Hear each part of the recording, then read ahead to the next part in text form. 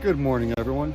Welcome to Getting There with Pat F. Well, here we're at it again today. A few more rounds to split for winter. Just brought them back in with the $200 truck from my sister's place. And well, let me show you what I brought in. There we go. Nice little jag of wood brought in. And keep in mind, I don't overload the truck because it really has no suspension in it yet. One. Two, I don't want to kill it right yet. Not until I at least have a 3/4 ton to replace it. Or a 1 ton. But I gotta keep the heat piles going up because, well, you can see they're coming down quickly.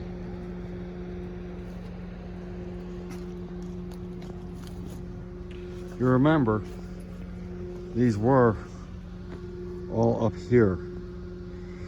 All the way around. All the way around. Okay?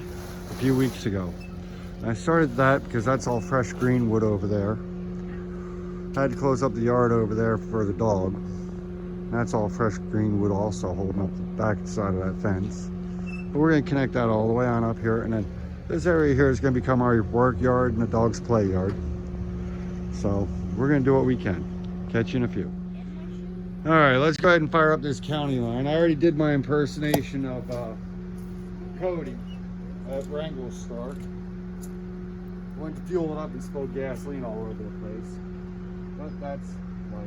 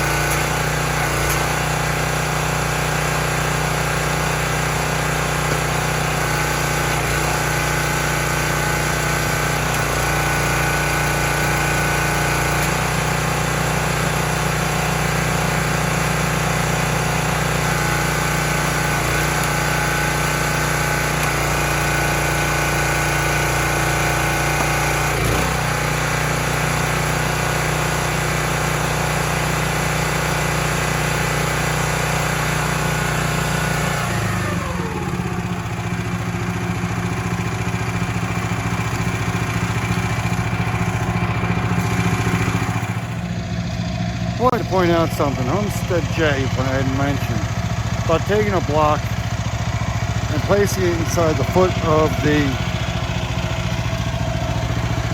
splitter. Something like this. Let me grab a piece. Putting it in here like this to go ahead and take up. Now granted, he was using a bigger block. To take up the added space between the foot. Okay.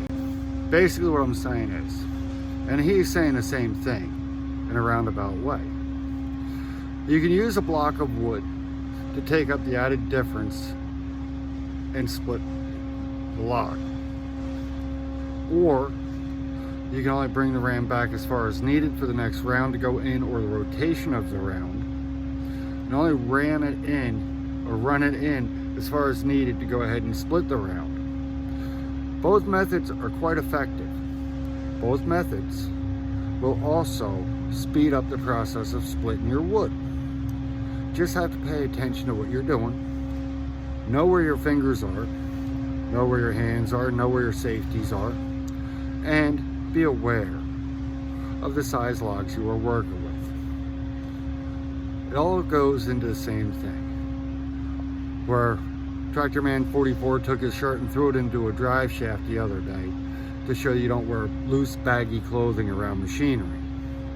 Same thing is, you don't do careless work with a splitter. Nobody wants to come home without a hand or an arm. And yes, these will chop those limbs off, take off digits and everything else. So we all have to be careful about what we're doing. We have to be mindful of our surroundings. And we have to go ahead and be mindful of those around us. Sorry for the background noise of my son and my neighbor running leaf blowers and vacuums during this video. I just figured I'd go ahead and show that quick little tip of you don't have to use the full distance of the ram to split your wood. Nor do you need to go ahead and retrieve it fully until the end of the night. At the end of the night, yes, bring your ram all the way back. You want to protect that cylinder from rust and corrosion. The only way to do that is to have it all the way back in the housing. First couple logs you split in the morning, run the full distance of it and let it get well lubricated up on that seal and everything else, by all means. But once you're into your splits of 16 inches, you only really need to travel that ram about 8 inches. Now I'm running a Countyline 30 ton Kohler motor. Starts up within the first few pulls if I remember to turn on the unit instead of leaving it in the off position. Set the choke and ramp up the RPM. Great unit. Highly recommended for the homeowner. Granted, we all cannot afford Easton made or Wolf Ridge or something like that, or a Yappa, but they're all beautiful machinery. And, well, generally the homeowner has no need for something like the Yappa because we're not doing production work. Okay? And Easton made, he's got some beautiful stuff also. But again, we're not doing production work. We're just doing home heat work. So y'all have a good day. Hit the like and a subscribe. Leave a comment. Please keep it peaceful and kind. And enjoy.